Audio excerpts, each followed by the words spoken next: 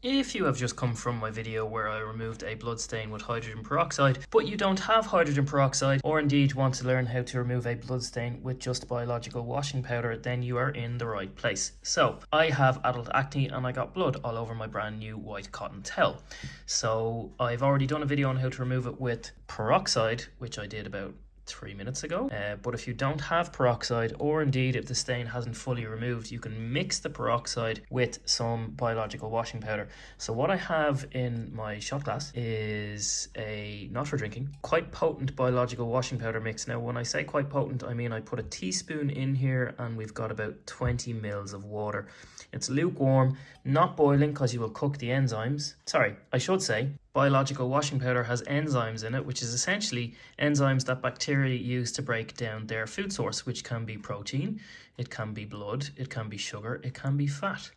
So in this instance, the enzymes in our washing powder are used to digest or break down the proteins in our blood. And I don't know if you can see that, but that is pretty much working straight away. Yep. That's pretty much working straight away. Now I'm simply going to put enough on this to get our action moving, give it a little agitation in for it to break down. I'm going to leave that sit for about 5 minutes and come back and see how we're looking. Would you look at that, it's 5 minutes later, and guess what? Cleaning science works. I'm going to pop this into my washing machine now, and that's how you remove a blood stain from a towel or from a fabric with biological washing powder.